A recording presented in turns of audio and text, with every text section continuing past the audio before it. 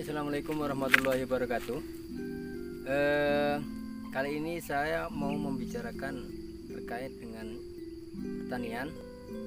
Tentu kalau bicara pertanian kita tidak lepas juga dengan petani. Bicara tentang petani, saya tentu ada sesuatu yang penting untuk dibahas, yaitu terkait dengan kartu tani. Nah, saat ini pemerintah telah mengadakan kartu tani dan mulai memberlakukan kartu tani itu. Sedikit saya ingin sampaikan bahwa saat ini kartu tani cukup bermanfaat bagi petani, terutama untuk pengambilan pupuk bersubsidi. Jadi yang ingin saya tekankan bahwa marilah teman-teman petani penting kiranya untuk mengurus kartu tani, dan juga tentunya bagi kelembagaan pertanian tentu selalu membantu petani untuk bagaimana petaninya mendapat kartu tani. Yang ingin saya sampaikan bahwa jangan sampai teman-teman petani ini nggak bisa mendapatkan kartu tani. Oleh sebab itu sama-sama bagi petaninya segera mengurus, dan juga bagi kelembagaannya membantu kepengurusannya. Bagi petani untuk mendapatkan kartu tani adalah pastikan bahwa teman-teman petani menjadi anggota kelompok tani. Nah, ketika sudah menjadi anggota kelompok tani, maka sudah punya hak untuk mendapatkan kartu tani. Caranya seperti apa? Caranya pastikan kelompok tani sudah masuk ke SIMLUH, yaitu Sistem Manajemen Penyuluhan Pertanian. Jadi ketika sudah masuk ke data SIMLUH, maka sudah bisa untuk diurus kartu taninya.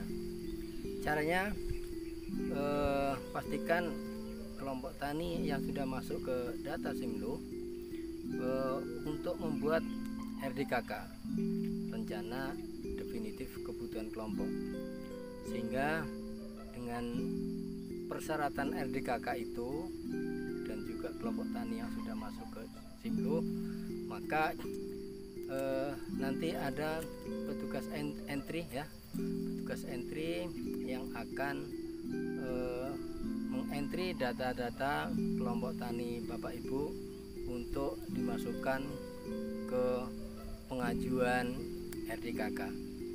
Jadi prosesnya cukup lama, yaitu pertama pastikan kelompok taninya sudah masuk data SIMLUH, kedua pastikan kelompok taninya mengurus RDKK, dan juga kelompok taninya nanti akan dibantu entry-nya untuk pengajuan kartu tani. Jadi itulah proses-proses yang harus dilalui bagi teman-teman petani untuk mendapatkan kartu tani. Karena mungkin saat ini baru bermanfaat untuk pengambilan pupuk subsidi. Bisa saja nanti ke depan kartu tani ini akan menjadikan sentral ini ya, data tunggal, yang artinya bisa digunakan untuk beberapa macam hal. Karena memang semenjak diluncurkannya data SIMLUH ini ya, artinya pemerintah ingin secara sempurna ke depan agar petani ini datanya betul-betul sesuai ya, dan dia lengkap datanya gitu kan. Terus kerjasama juga dengan lembaga lain seperti KPK, sehingga ketika ada pihak-pihak lain memberikan bantuan, maka dipastikan bantuan itu akan tersalur kepada yang berhak menerimanya, yaitu misalnya petani yang sudah terdata di Simluh.